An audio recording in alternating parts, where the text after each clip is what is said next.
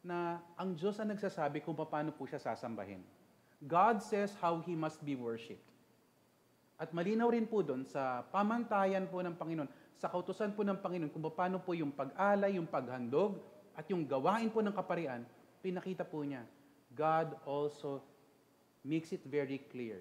He declares how He must be served. Kung paano po yung ministry, naayon po dapat siya sa salita ng Panginoon, sa kalooban ng Panginoon, sa kapahayagan po ng Panginoon.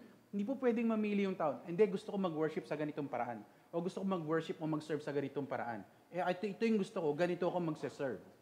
Hindi po pwede ng ganon. Kasi kinakailangan po, nagpapasakop po tayo sa pamahala ng ating Panginoon.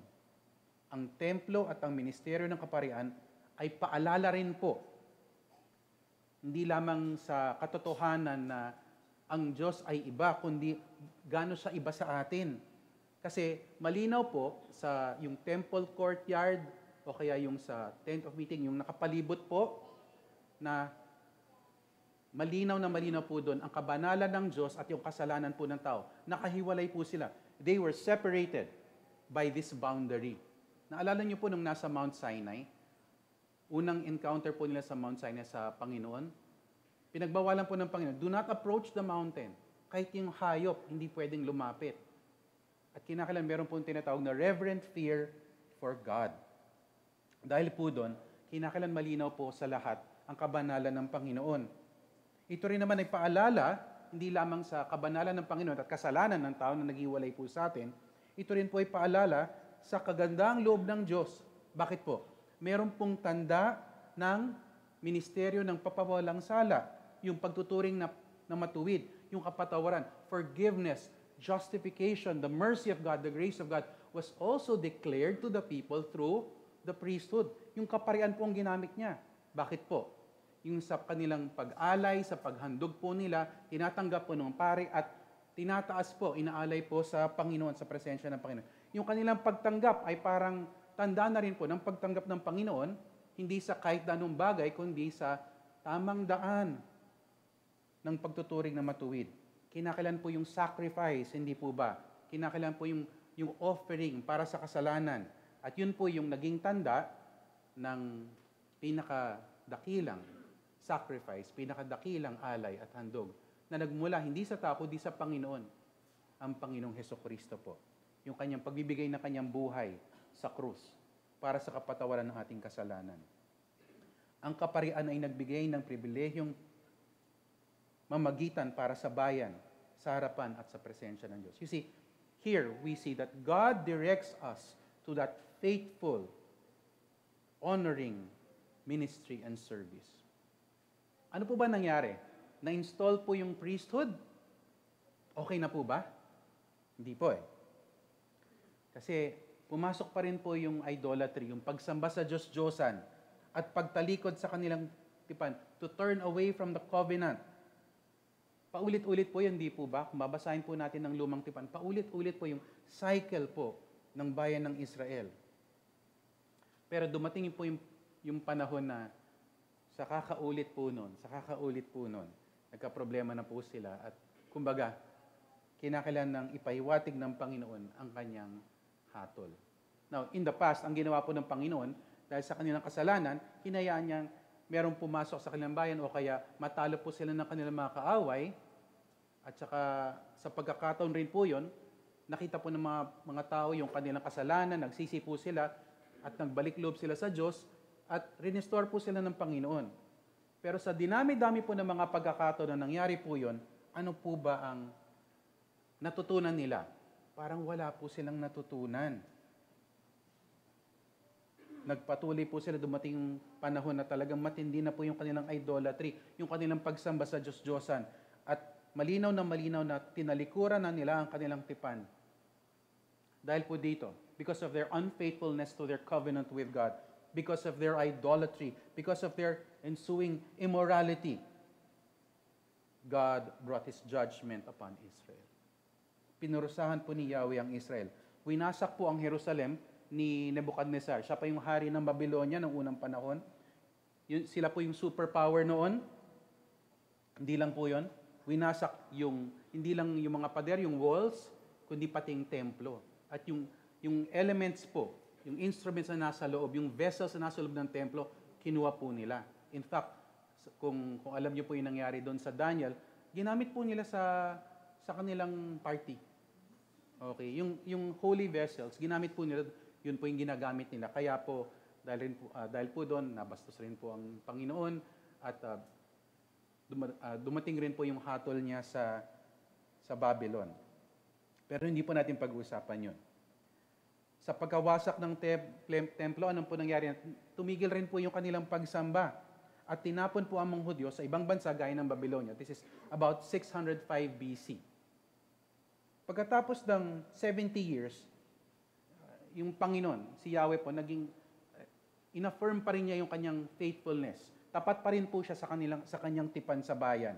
Kaya, out of His faithfulness, out of His mercy, out of His grace, alam niyo po nangyari, na-restore po yung kanyang bayan. Bumalik po sila. Ginamit po niya isang foreign leader para pahintulutan silang umuwi sa Jerusalem. At dahil po doon, na-rebuild po yung walls, na-rebuild rin po yung temple. At sa rebuilding po ng temple, balik po uli yung ministry ng kaparian, ng priesthood. So nakapag-alay po uli sila, nakapagsamba po sila, nakapaglingkod po sila uli. O di, okay na. No? Nagbalik loob na sa Panginoon eh. Nagsisi na sila, di ba? Umayos na uli yung ministry. Sumasamba na uli yung mga tao. Wala na pong problema, di ba? Sana po. Pero hindi po yun na nangyari. Dumating ang panahon na nakalimutan rin po ng bayan ang dakilang pribilehyo ng pagsamba, ng paglingkod, ng pag-alay sa tunay na Diyos. They forgot this wonderful privilege. Binaliwala po nila. Pati yung kaparian. So, kung ano na lang ginagawa nila, hindi na naman nila pinahalaga ng kanilang kaligtasan, ang ministeryo at paglilingkod ng kaparian, ng templo, ng pag-aalay, ng pagsamba. Ang ginawa po ni Yahweh, hinirang at itinalaga po niya si Malakay upang magpahayag sa kanyang bayan patungkol sa kanilang kasalanan. So I invite you to open your Bibles with me to Malachi chapter 2, verse 1 to verse 9. Malachi chapter 2, verse 1 to verse 9. Malachi 2, 1 to 9. Hear now the word of the Lord. And now, O priests, this command is for you. If you will not listen, if you will not take it to heart to give honor to my name, says the Lord of hosts, then I will send a curse upon you, and I will curse your blessings. Indeed, I have already cursed them, because you do not lay it to heart. Behold, I will rebuke your offspring, and spread dung on your faces, the dung of your offerings, and you shall be taken away with it. So shall you know that I have sent this command to you, that my covenant with Levi may stand, says the Lord of hosts. My covenant with him was one of life and peace, and I gave them to him. It was a covenant of fear, and he feared me. He stood in awe of my name. True instruction was in his mouth, and no wrong was found on his lips. He walked with me in peace and uprightness, and he turned many from iniquity. For the lips of a priest should guard knowledge, and people should seek instruction from his mouth. For he is the messenger of the Lord of hosts. But you have turned aside from the way, you have caused many to stumble by your instruction, you have corrupted the covenant of Levi, says the Lord of hosts. And so I make you despised and abased before all the people, inasmuch as you do not keep my ways, but show partiality in your instruction.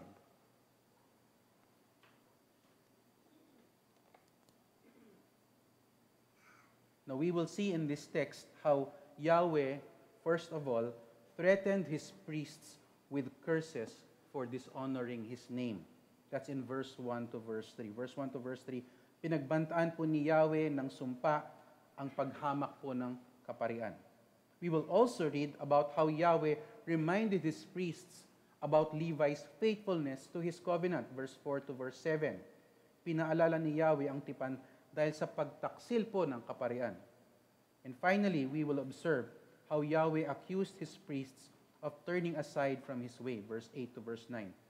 Na pinahiya ni Yahweh ang paglihis at pagtatangi ng kaparian. No, baka nag-iisip po yung ilan sa inyo, Pastor, akala ko po ba, ituturo niyo po kung paano po maglingkod sa Panginoon. Akala ko ba, ituturo niyo sa amin kung paano yung tamang paglingkod, yung tamang pagministeryo bilang mga lingkod po ng Panginoon. Paano po natin makikita yan dyan sa mga talatang yan? Well, una po, pag-aaralan po natin yung text. Tapos pagkatapos po nun, we are going to learn how the Lord directs us to faithfully honor Him with service. We will learn how the Lord directs us to faithfully honor Him with service. Kasi pinapangaral ng Panginoon ng tapat at marangal na ministeryo at paglilingkod. Okay? So, samahan niyo po ako. What happened in verses 1 to 3? Sabi ko po kanina, Yahweh threatened His priests with curses for dishonoring His name. Mahalaga po ito. Pakinggan po natin ang banta ng banal na Diyos. Yung mga tao ayaw nila ngayon. Ayaw nila ng ganon. They want to think about God as a loving God, as a kind God, as a merciful God. You know, who is nice to me, He heals my body, He makes me strong, He gives me opportunity to enjoy the wonderful things in life. Pero pakinggan po natin, kasi dito po mismo, yung sumpa ni Yahweh sa mga pare. Now, early on, Yahweh had addressed the people for their sin. What was the sin of the people? Sa chapter 1, Malachi 1, 6-14. They were bringing animals which were not fit to be offered. Meron palang ganun? Opo. Yun po yung ginagawa ng bayan ng Israel noon. Dumating yung point noon na kahit na ano na lang inaalay nila. What kind of offering of animal ba dapat ang binibigay o inaalay sa Panginoon? Blameless, di ba? Walang sakit, walang bale, walang spot. Bakit? Yun po yung magiging tanda ng darating na alay ng Panginoon. Handog niya ng kanyang anak. Perfect, blameless, spotless. Pero ang ginawa po ng mga tao, dumating yung panahon na nag-aalay na sila. Ito, pwede na to, pwede na to, pwede na to. Now, Yahweh's words in verse 1, here in our passage, begin with, and now. Galing, ano? And now. Ano po yung ginagawa niya dito? Dinidiin po niya na yung utos po niya dito, His charge is to whom it is addressed. Who is it addressed to? The priests. Yung kaparian po, yung kinakausap niya dito. So parang ganito. Imagine niyo po, na yung Panginoon, yung bayan po, yung mamamayan, pinangaralan niya po sila, rinibuke niya po sila, riniprove niya po sila. Okay? So on one side ito, pinagsabihan niya, ano yung inaalay niyo, ganito, ganyan. Tapos, dito, turn siya sa priesthood. Kayo naman, okay? Kayo naman, kausapin ko kayo. Ano bang atraso at kasalanan ng kaparian ng mga saserdote kay Yahweh? What was their sin? You know, Yahweh had already instructed both people and priests regarding what was acceptable sacrifice. Ano yung katanggap-tanggap, yung nararapat po nilang iaalay sa Panginoon. Meron pong karampatang pagsamba noong unang panahon. There was acceptable sacrifice, and we read about it in the book of Leviticus.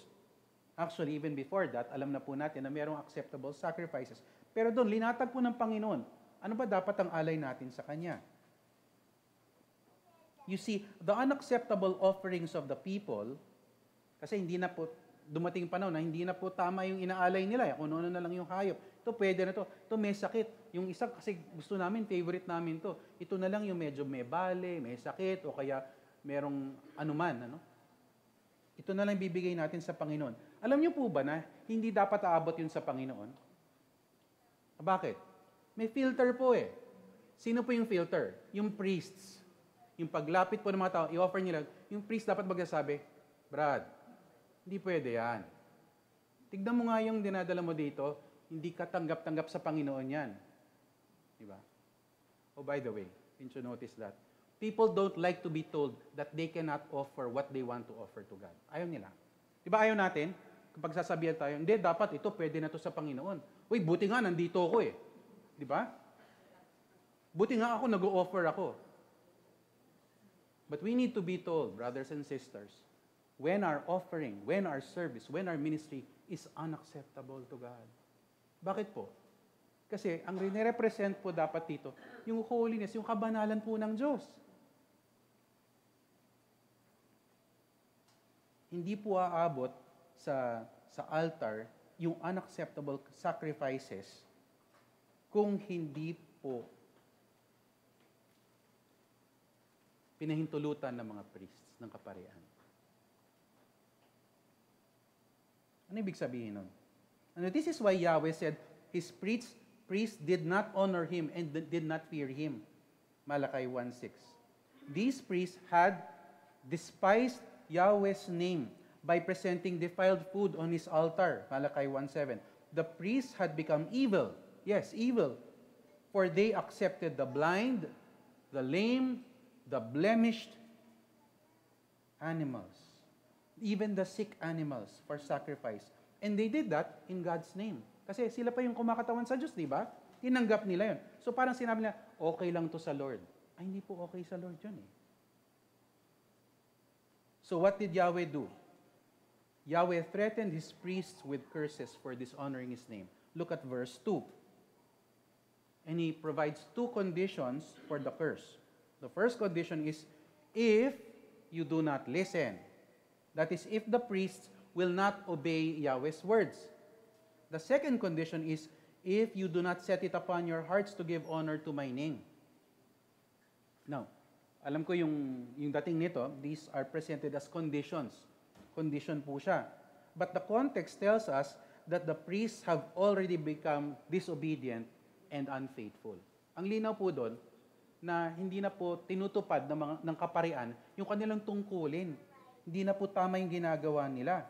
Yahweh said that these priests had not set their hearts to give honor and glory to God's name. The expression, setting it upon your heart, occurs twice in these verses. In this verse, to emphasize the problem. Dinidiin po niya, inuulit. Bakit po ba natin, mamagulang po, bakit po natin inuulit yung sinasabi natin sa mga anak natin? Para matandaan. Kasi, kakasabi ko lang kanina, di ba? Ba't mo ginagawa yan? Kakasabi ko lang kanina. But here, the Lord makes it clear to His priests by repeating. Di ba dapat yung priest, alam na niya yon? Pero dinidiin ng Panginoon to. You see, the priest didn't take it to heart.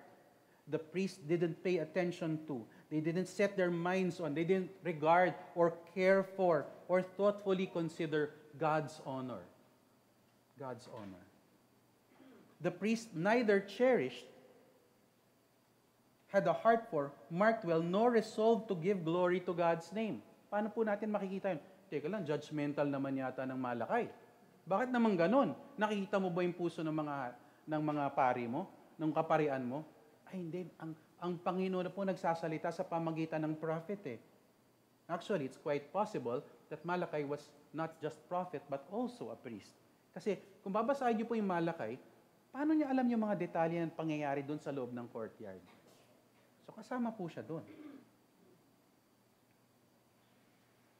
God's name figures prominently in Malachi as in the rest of Scripture. The name of the Lord stands for who He is. Diba? All that He is. His glorious person and His glorious work. Now, Yahweh's name should rightly be feared. It must be honored. It must be recognized, glorified. And we should not take His name in vain. Na para bang wala siya. Yahweh's name should rightly be recognized among His people. In Malachi, as in the other prophetic books, mapapansin po natin na God reveals Himself as Yahweh of hosts or Lord of hosts. Yahweh is how God revealed Himself to His people, okay, as the one who redeemed His people for Himself. Now, here is the omnipotent ruler of all things. Siya po yung nagmamay-ari ng lahat, siya po yung makapangyarihan sa lahat. At ano po bang ginawa niya?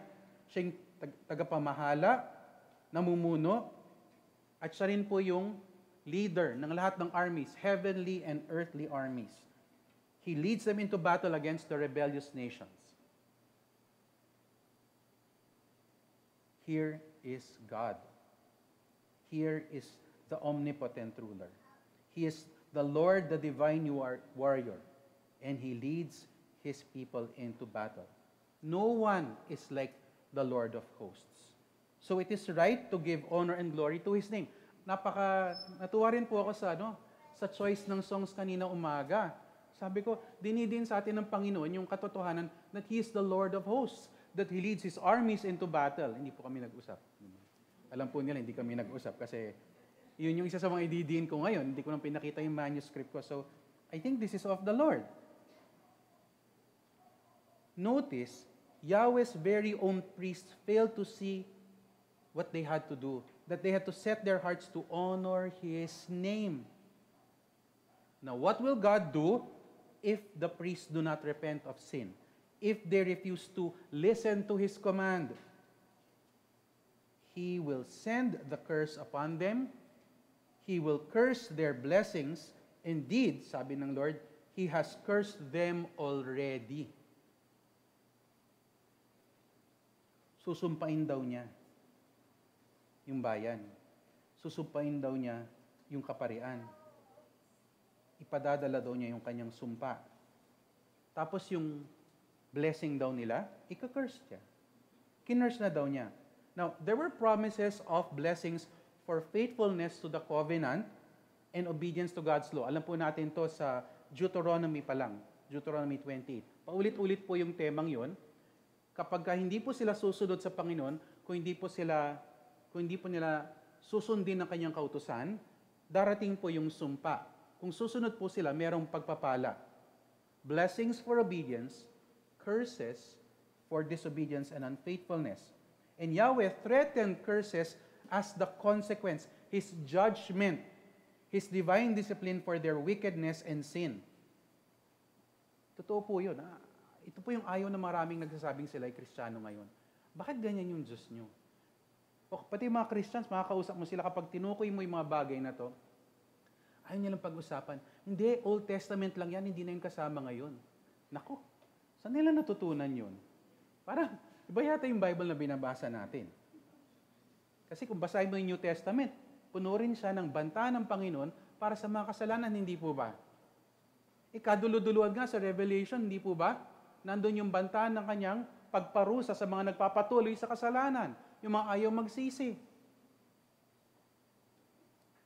Now, I also want you to note dun sa verse na yon, the irony. The priest's pronouncement of blessing would be cursed. It would turn into a curse. So, ano mangyayari doon? Parang imbis na blessing ang dumating sa pamagitan po ng priest, darating po yung curse. Ano po mangyayari? May expose yung fact na yung kaparian po, yung priesthood, was evil and sinful and wicked. The truth is, Yahweh had already cursed the priests for their unfaithfulness and disobedience. Remember, Yahweh threatened His priests with curses for dishonoring His name. Nanggaling po mismo sa Panginoon yun. Gaano ba katindi yung sumpa? Look at verse 3. Yahweh says, behold,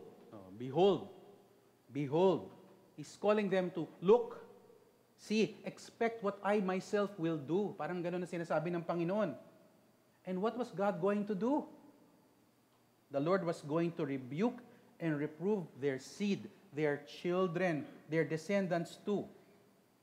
Okay, konteksto lang po ng konti. Kasi during the feast, yung tinukoy rin po dito, during the feast, the priest would cut up the animal. Sila po yung tatanggap sa mga offering na mga hayop, kakatayin po nila yon. Tapos, yung pinili pong mga parts ng animals, kukunin po nila. Tapos, yung laman loob, yung ibang mga yung tinatawag na offal o kaya dung, yun po yung i-dispose nila. I-dispose po nila doon. So, sa isang banda, sa amin nga po ni Pastor Cato minsan sa isang sermon niya, na yung kaparian daw, parang meron silang, kung hindi sila matuloy sa pagpapari, pwede silang maging butcher. Ano yung butcher sa Tagalog? Ano? Matadero. Ganun. So, meron silang pwedeng second career. Okay, di ba? Kasi, sanay po sila. Araw-araw po nilang ginagawa yun eh. Kasi di ba, hinihiwa nila, hinihiwalay nila, tapos tinatapon nila. Now, the priests were supposed to dispose of the remains, yung tira po, yung refuse, yung dung, yung waste, yung filthy manure of the priest, of the feasts. So yun po yung nakaturo po doon sa Leviticus kung mabasahin niya. Yun po yung tinatanggal, yun po yung di-dispose. Yun yung kapag hinawakan mo, yung, minsan kahit na yung sa, di ba, sa, kapag linilinis po yung isda, yun, yung, hindi lang yung hasang, pati yung nasa loob na parang, ano ba yun, di ba? Yung ilan, parang nandidiri sila. Pero ginagamit po ng ilan yun para sa mga halaman. Pero, yun po dapat tinatapon yun. Ni-dispose po yun. Ano po yung sinabi ni Yahweh? God said that He would take the dung, the leftover entrails, the internal organs, and spread it all over the priest's faces. Siya po maglalagay sa mukha nila. Ganun po.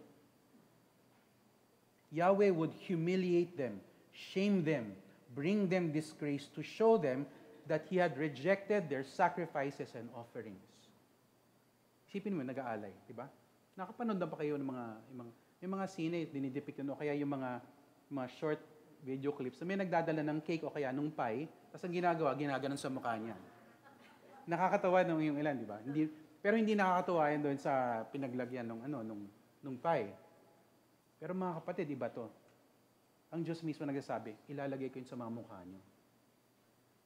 That's judgment. Hindi siya prank. Judgment po siya. Judgment po siya. So even the shameful priests would have to be taken away as refuse along with these gross, filthy, disgusting remains. Isipin niyo po yun. Kasi ang dumi na nila, di ba? Dapat tanggalin na kayo. Alam niyo po yung magiging result nun? Pati yung mga anak nila, yung mga susunod dapat. Hindi na paano sila magsaserve kung unacceptable na yung ginawa sa kanila? Yung first part, di ba? He would rebuke and reprove their seed, their children. Yahweh did threaten curses for dishonoring His name. Let me ask you, are you serving God out of a passion, out of a zeal for His glory, for His honor? What is your coming here on Sunday about? Is this so that you can calm your troubled conscience? Or is this about honoring the Lord? Uy, dapat lang ha. Dapat lang. Uy, magpasalamat ang Panginoon na nandito ko para sumamba. Diba? Mga tao dyan, parang sila, pero ako, plus yata ako na nandito ako para mag-serve sa Kanya. Have you been complacent in your ministry? Have you become proud? Sinfully proud? Have you set your heart towards devoted worship and humble service? Or will you face shame and disgrace because you will have been proved as one dishonorably dismissed, disqualified from serving? Mga kinanta natin kanina, di ba? We are serving the Lord of hosts. Di ba? Anong klaseng sundalo po ba tayo? Anong klaseng kawal po ba tayo? Are we disqualified from serving? The Lord directs us to faithfully honor Him with service. Here's the first ministry directive. Ang tagal, ano? The first ministry directive. How shall we serve? The Lord directs us to faithfully honor Him with service. The first ministry directive that we must learn from this is set your heart to honor the Lord. Set your heart to honor the Lord. And this is important. If you are truly a believer, if you have come to know the Lord Jesus Christ, remember this. Before, all of us were idolaters. Sumasamba po tayo sa mga Diyos-Diyosan. We were enslaved to sin. Mga bihag po tayo ng kasalanan at kasamaan. We did not honor the Lord. Romans chapter 1. But by Christ's grace, you and I were saved. And through that, God turned us from worshiping idols to serve Him, the living and true God. So ano po yung language ng Romans 6? Present yourselves to God as instruments of righteousness. Offer yourselves to the Lord as slaves for obedience resulting in righteousness. present your body, sabi sa Romans 12:1, as living, holy sacrifices, pleasing to God, acceptable to God, for your spiritual service of worship. Kalangin po natin ang Panginoon. What else do we see in this text? You see, Yahweh didn't just threaten His priest with a curse for dishonoring His name. We also read how Yahweh reminded His priest about Levi's faithfulness to His covenant. Verse 4 to verse 7. Pinaalala ni Yahweh ang tipan dahil sa pagtaksil rin naman ng kaparian. In verse 4, look at verse 4. Yahweh explains why He sent His commandment and the curse for the disobedience of the unfaithful priests. What's the reason? The Lord wanted His covenant with Levi to continue. He wanted His covenant with Levi to remain. Medyo curious po ito kasi parang wala naman yatang record nung covenant ni Yahweh kay Levi. Now, Levi was the third of Jacob's sons by Leah.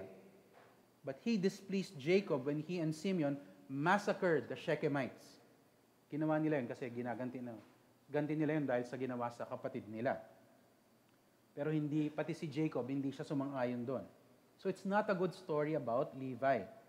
But in Numbers 3:44 to 45, the tribe of Levi, yung Levites nga po, they were said to take the place of Israel's firstborn and be Yahweh's.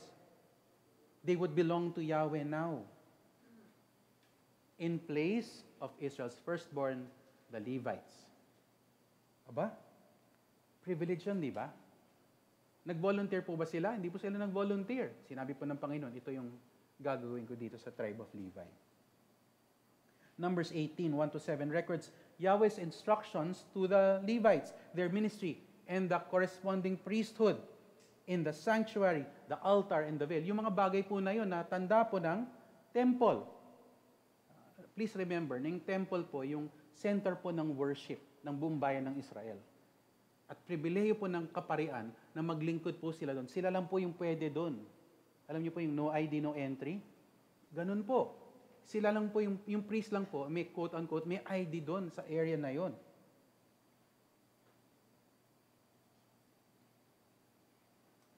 The Levites were taken from among the sons of Israel by God and also given to the sons of Israel to serve at the tent of meeting and the temple.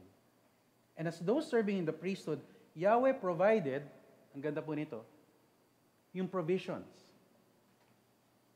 From the portions of the sacrifice, mapupunta daw sila sa Levites, sa priesthood. Yun ang kakainin nila. Yahweh gave this charge to the priest dating all the way back to the events recorded in the Torah. Yahweh called the Levites to faithfully serve Him and the people through the temple ministry. At yun rin po siya, meron po siyang provisions. And here, Yahweh reminded His priests about faithfulness to the covenant. Ito po yung problem. Ano po yung ginawa ng Levitical priests? They failed to faithfully observe this. The words of the Lord to the prophet Malachi exposed their unfaithfulness. Hindi po sila naging tapat sa kanilang tipan at panawagan bilang kaparian. Now, what characterized Yahweh's covenant with the Levitical priesthood? First, tignan niyo po yung verse 5. Yahweh recalled establishing a covenant of life and peace. When Israel became idolatrous and immoral, meron pong panahon nun, that the Levite, Phinehas, zealously acted for God's glory. Mabasa po natin sa Numbers 25 verse 1 to 9. And Yahweh, kasi ang ginawa po niya, actually immorality and idolatry po yun.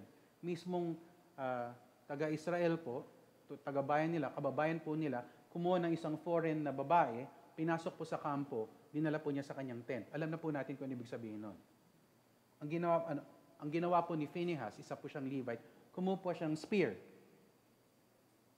Sinugod po niya. Tapos, parang binarbecue niya yung dalawa. At dahil po doon, alam niyo po yung naging response ng Lord? Nagalit po ba siya? Hindi. Pinatigil niya yung plague. Dahil sa kasalanan ng mga tao, pero dahil sa ginawa ni Phinehas, stop, sabi niya. Hindi niya pinagpatuloy yung sumpa niya doon sa bayan. Look at Numbers 25:12. I'll read it to you. Sabi ni Yahweh, "Behold, I give him," that is Phinehas, "my covenant of peace. And it shall be for him and his seed after him a covenant of perpetual priesthood, because he was jealous for his God and made atonement for the sons of Israel." Tama po yung ginawa ni Phinehas. Kasi tinayuan po niya yung katotohanan, nakabanalan ng Diyos, yung katwiran po ng Diyos. Kahit na tayo, parang nabibigyan, violent naman. Ay, kasi binastos po niya, nung taong yon, yung Panginoon eh. Kaya meron pong covenant of peace. Second, the Lord promised divine blessing, welfare, and well-being upon the faithful and obedient priests. And they received it. Ito po yung pagpapala na nagmumula sa Panginoon. Thirdly, the priests who feared Yahweh, who stood in awe of His name, would be jealous for God and His people. You see, Yahweh was honored and glorified by the zeal of faithful priests like Phinehas. At kung isipin niyo po, what a heritage, what a legacy, no? Maalala natin si Phinehas. Yung sa atin, yung marami po sa atin, hindi natin kilala si Phinehas, di ba? Diba? Pero ito po, sabi po ng Panginoon, yung ginawa ni Phinehas para sa akin, hindi ko makakalimutan. At dapat alalahanin niyo yung ginawa ni Phinehas para sa akin. What a wonderful privilege. And here, remember that Yahweh reminded His priests that they should be faithful to their covenant as well. Now, what else was expected of the ministry of the priest? Ano po ba yung expectation ng Panginoon? We find in verse 6 that the faithful priesthood would be characterized by the instruction of truth. The instruction of truth. Dapat pinapangaral, tinuturo po niya yung katotohanan. Anong katotohanan? Katotohanan po ng Diyos. Nagmumula po sa kanyang salita. Through the faithful ministry of His word, Yahweh guided His people. He brought His judgment upon them by withholding the same words. How did the words come? Through people like His priests. In Deuteronomy 33:8-11, Moses prayed that God might protect the Levites and cause them to be faithful to this ministry, na maging tapat po sila. Neither wicked words nor deceitful speech po dapat yung lumalabas sa bibig ng priest. His counsel and teaching must only be rooted in divine truth. When unrighteousness is on the lips of the priests, the people are led astray and brought to ruin. But when the priesthood is marked by righteousness in speech and uprightness in walk, many are turned back from iniquity. Ano tawag natin doon? Repentance. Kapag nag-counsel po yung priest according to the word of God, ito po yung pagkakataon para talikuran po ng mga tao ang kanilang mga kasalanan at magbalik loob po sa Diyos. The Lord sent His priest to preach His word that people might repent and turn to Him. The ministry of the Levitical priesthood was to present God's judgment on sinners and divine mercy for those who are repentant. Yun po yung ministry niya. And the Lord used this ministry of the priest to restore His people so that they might renew their covenant with Him. What a privilege po. And this is why the faithful priest lived under God's blessing through his righteous life and his ministry. And Yahweh approved of and was well pleased by the service of faithful and obedient priests. What a privilege. Now, why is this way of life and ministry for the priests? From verse 5 to 6, Yahweh says in verse 7 that the lips of the priest should keep knowledge. Divine wisdom is only possible, paano po? Hindi, naisip ko na yun, magaling ako, matalino ako. Hindi po. It's only possible through the diligent meditation of and humble submission to God's Word. Magpasakop po sa salita ng Panginoon, pag-aralan po ang salita ng Panginoon, pagbulay-bulayan po ang salita ng Panginoon. Mamuhay po ayon sa sinasabi po ng salita ng Diyos. People should rightly seek instruction from such priests because they are faithful to Yahweh's Word. Now, let me ask you, why must the priest be characterized by the knowledge of God? Yahweh explains that the priest is the messenger of Yahweh, the messenger of the Lord of hosts, the ambassador of the Lord. Now, it's interesting that Malachi means messenger. means messenger. Actually, in some, sabi nila, my messenger. As Malachi proclaims Yahweh's word, he calls the priest to faithfully announce his divine message, di ba? Ito yung pangaral na to ay para sa kanyang kaparian. Yun po yung panawagan ng Diyos. Sa pagpapahayag po ng kanyang messenger, si Malachi, sinasabi rin niya ang kanyang message na yung faithful priest dapat rin maging faithful messenger. Let me ask you, does faithfulness to God's word characterize your service? Ito po yung pamantayan ng salita ng Panginoon. Kamusta po tayo doon? Hindi lang po yun. Is this what characterizes your ministry to God?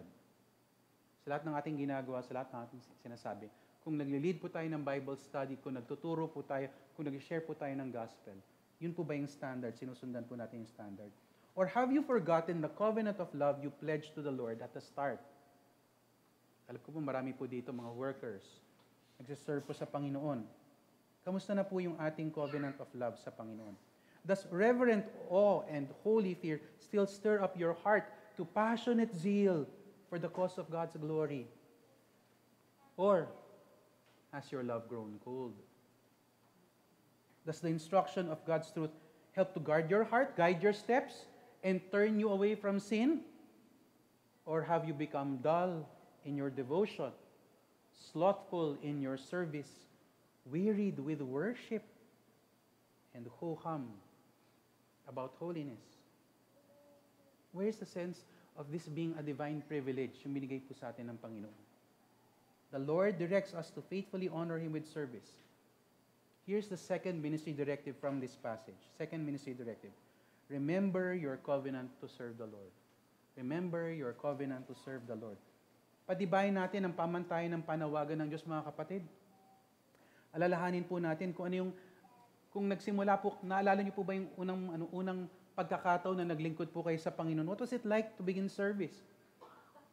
Nung bago po tayong Christian, bago po tayo sa ministry, iba merong reverence, merong passion, merong zeal, kapag magtuturo po tayo, napaka-diligent po natin mag-aaral, nagbabasa, para may minister po natin yung Word of God, di ba?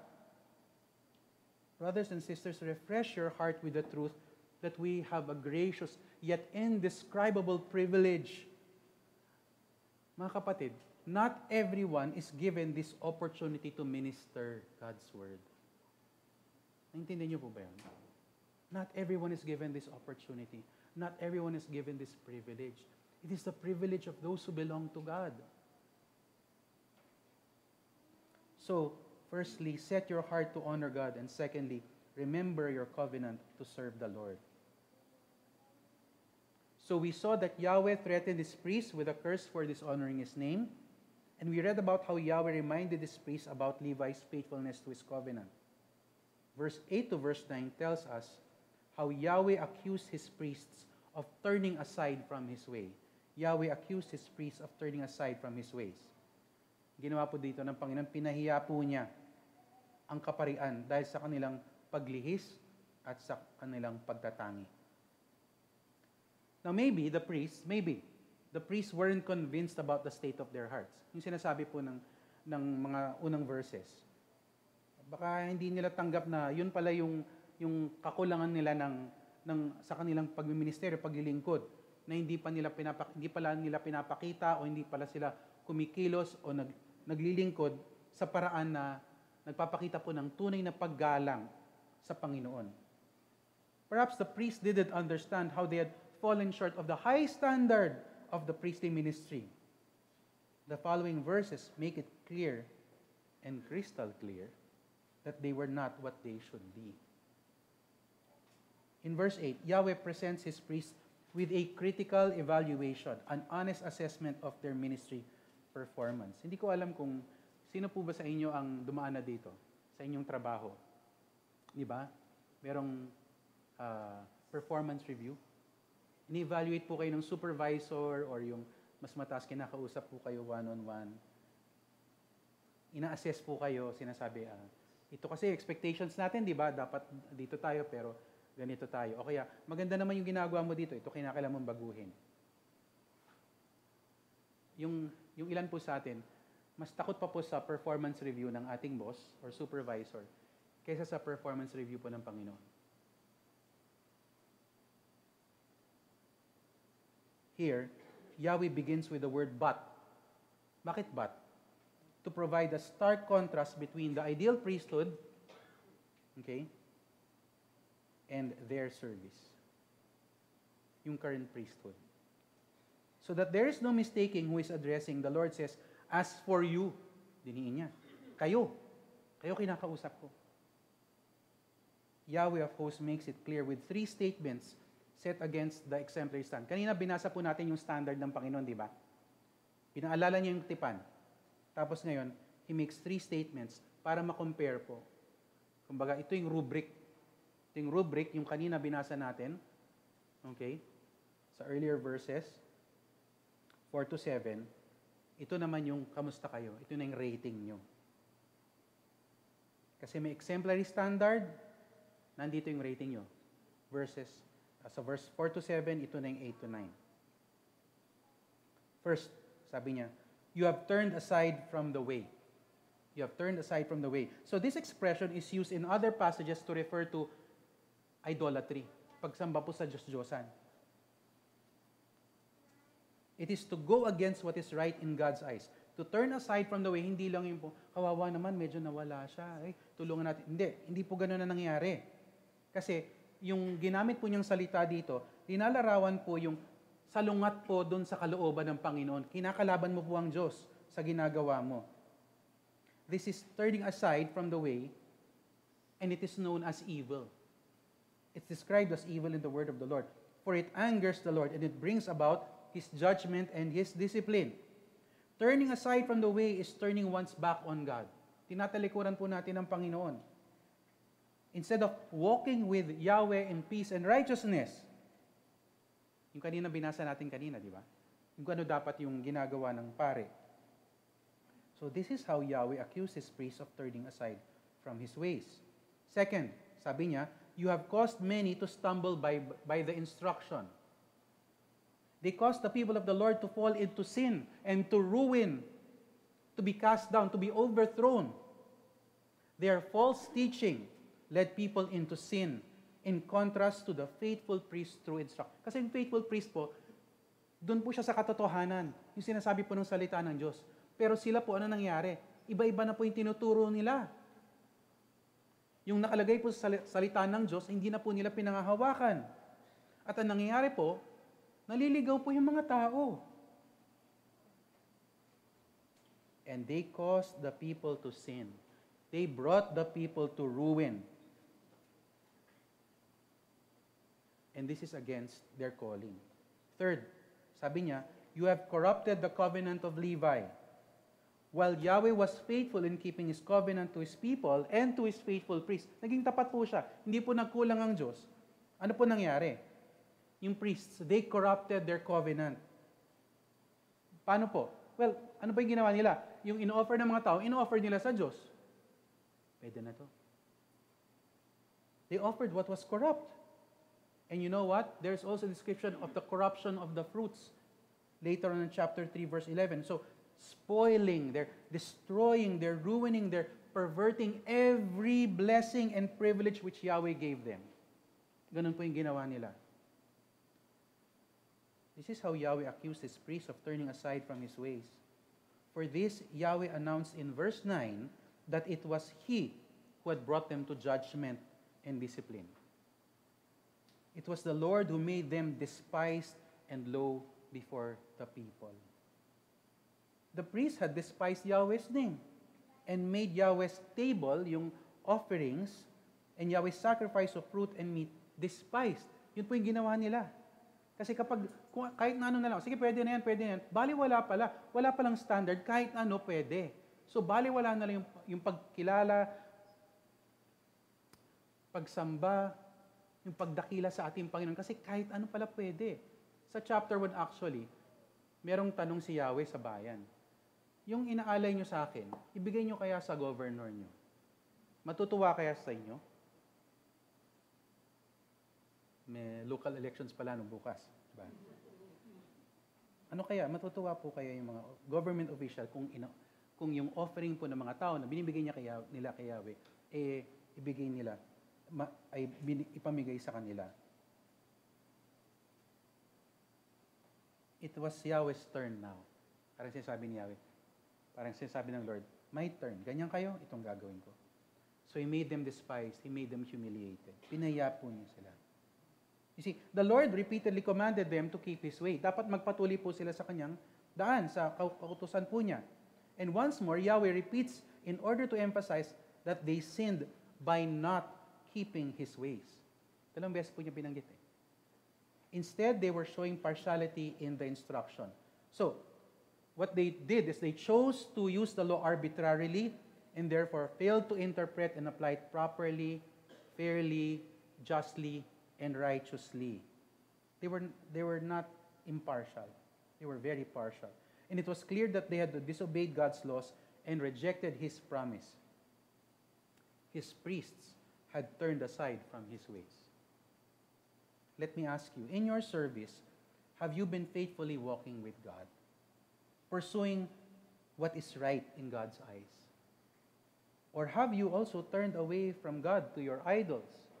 Ba kanina, pinag-usapan natin sa exhortation, yung idols. Are you doing evil? Pastor, hindi naman evil kapag hindi ako nahuli, di ba? Yung ginagawa natin, doon tayo nagsisimula sa hearts po natin, di ba?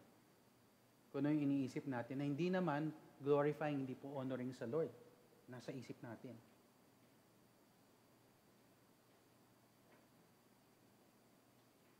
In ministry, have you been diligently studying the instruction of God's Word and leading people away from sin? Have you been faithful in keeping your commitment to serve and minister? Or have you allowed sin to spoil your service? Have you allowed distractions to slowly destroy your ministry? Brothers and sisters, hindi ko po kayo kilala up close. I don't know the nature of your service and ministry. But let me ask you, has God been confronting you regarding your unfaithfulness? Is He calling you out for not keeping His ways? I don't know you. I don't know the details of what you do here. But perhaps God is confronting you, rebuking you. Have you been applying Scripture one way for yourself and then another way for others? Yung tinitingnan mo ibang tao, sila ganito, ganyan, ganito, ganyan. Pero kung ikaw, hindi kasi iba ako eh. Special treatment. O yung itong taong to, okay lang yung kung ginagawa niyo yun kasi kilala ko siya, okay siya. Pero ito talaga, ayoko talaga siya, kaya ano man yung gawin niya, masama. Brothers and sisters, the Lord directs us to faithfully honor Him with service. So here's the third ministry directive for you. Third ministry directive. Faithfully keep the ways of the Lord. Faithfully keep the ways of the Lord. Pakaingatan po natin ang paglakad sa kautusan ng Diyos. You know, when Yahweh graciously brought His people back from exile, di ba, meron panahon na tinapon po sila sa ibang bansa, sa Babylonia, halimbawa, ginamit po niya yung mga tapat na lingkod niya. Galing rin po sa kaparian para gabayan po sila pabalik sa Kanya. One example of this is my favorite example is Yahweh. Yahweh's use of Ezra the priest. Ezra the priest. Kaya po yung panganay ko po Ezra ang pangalan. Yahweh used Ezra the priest, who was a scribe, who was skilled in the law of Moses that the God of Israel had given. Ezra had, interestingly, set his heart to study God's law, to obey God's law, and to teach God's law faithfully in Israel. Now, after the walls of Jerusalem were rebuilt, and Yahweh revived His people, so that their hearts were renewed,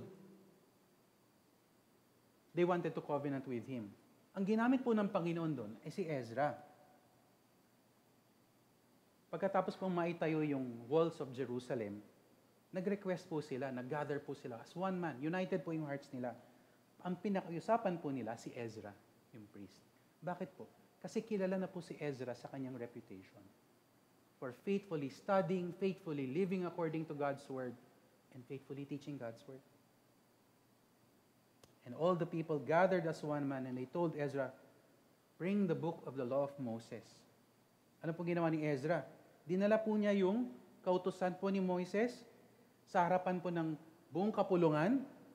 Binasa po niya yon. Ipinaliwanag po nila yon, yung kaparian, habang nakikinig po yung buong bayan. The people joined their hearts in humble confession and repentance, and they renewed their covenant with Yahweh. In Nehemiah chapter 9. Brothers and sisters, let us faithfully keep the ways of the Lord. Makita po natin kung paano po gagamitin ng Panginoon ang ministry na kanyang salita para pagpalain po yung kanyang bayan. Pakaingatan po natin ang paglakad sa kautusan ng Diyos. Now you might say, Pastor Oscar, alam ko rin po yung kwento na yan. Di ba ang nangyari sa mga tao, bumalik po sila sa dati nilang ginagawa? Opo. Nakalungkot po yun. Di ba yung mga kaparian, Pastor Oscar, yung kung masama na sila doon, mas malala pa sila pagdating ng ilang taon? Opo. At hindi ba, Pastor Oscar, yung message po ni Malakay, essentially judgment yan? Opo. So, ano po yung point nung sinasabi nyo? Paano tayo maglilingkod kung darating pala yung panahon na hindi pala makikinig yung mga tao, ayaw po nila magsisi, ayaw po nila magbalik loob sa Panginoon, para saan pa yan? Naalala niyo po yung binanggit ko kanina, para saan nga ba yung ating paglilingkod? Para sa tao po ba? Para yung approval ng tao? O para makakita po tayo ng magandang result sa church o sa ministry? Ay, do not misunderstand. Kami po ni Pastor Jay, gusto po namin na makita yung pagkilos po ng Panginoon sa ministry ng church. We praise God for the encouragement of those who are faithful. We praise God sa paglawak po rin ng ministry. Pero alam rin po namin yung katotohanan na sinasabi ng salita ng Diyos. Now, how can I even think of remaining faithful? O yung workers dito, how can we think of remaining faithful when yung pagtingin po natin sa ating sarili, hindi po ba, yung mga magagawa dito, samahan niyo ako, baka ako lang lumabas na makasalanan dito. Di ba minsan, nanghihina po tayo? We become faithless. Sometimes we fail, right? Sometimes we're frail, mahina, nanghihina. Parang wala nang lakas. And we do fail. You know, if you think about it, and if I think about it, my heart and my strength cannot withstand the onslaught of the world, my own sinful flesh, at yung attacks po ng kaaway. It's possible for you and me to forget the gracious privilege of our covenant. Pwede po yun. You may often realize that you have lost your way. Nagsaserve na po tayo. Darating yung panahon na parang, ba't ko nga ba ginagawa to? Parang linggo-linggo na lang, parang ginagawa ko lang to, pero hindi ko na alam kung bakit ko ginagawa to. Importante pa ba to? Parang iba na yung pagpapahalaga natin. Where will we find comfort, brothers and sisters? Jesus Christ, our great high priest, is from the order of Melchizedek.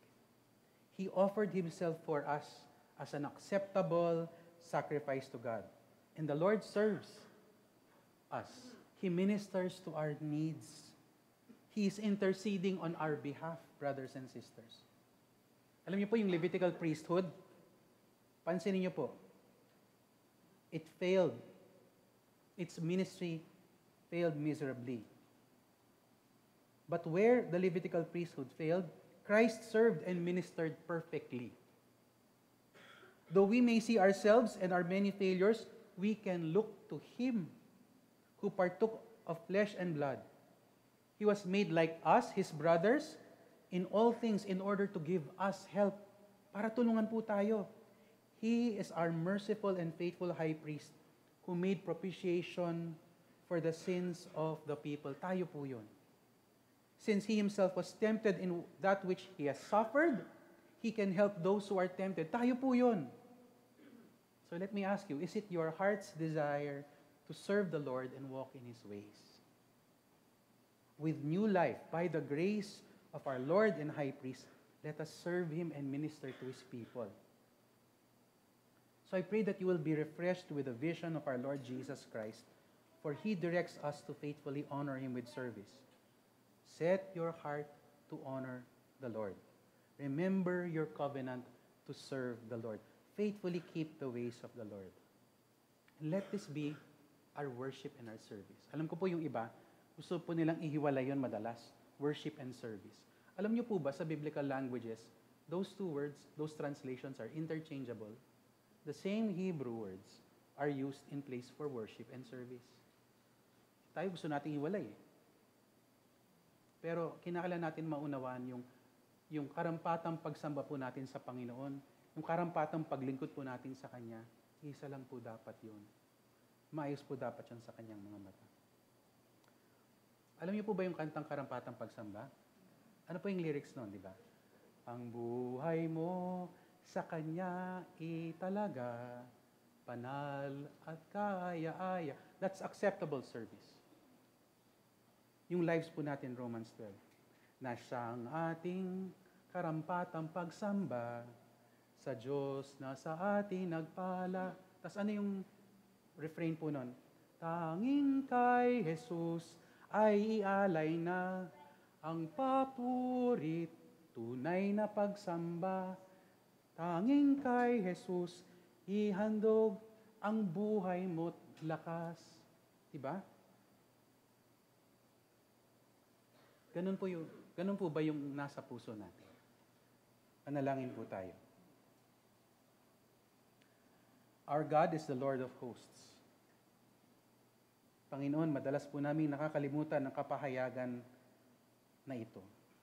Kayo po ang Panginoong pinuno ng inyong mga hukbo sa langit, ang mga anghel. Kayo rin po ang tagapanguna ng inyong mga kawal, kami mga Kristiyano.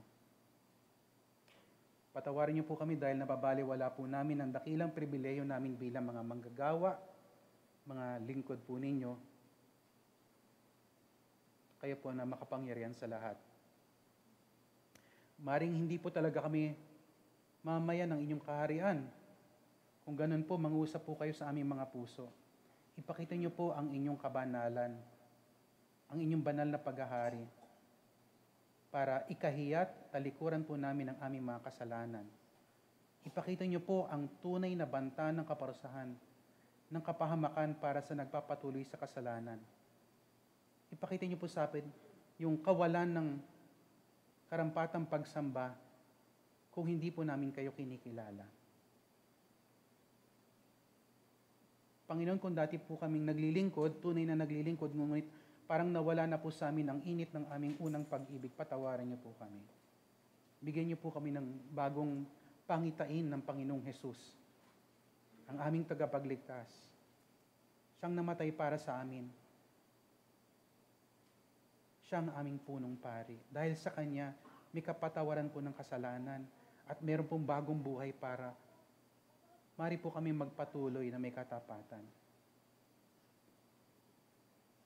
Panginoon, pwede rin pong matagal na po kami naglilingkod at tapat po kaming naglilingkod at alam rin po namin yung kahinaan ng aming mga paglilingkod, ang kakulangan po namin ng aming kawalan.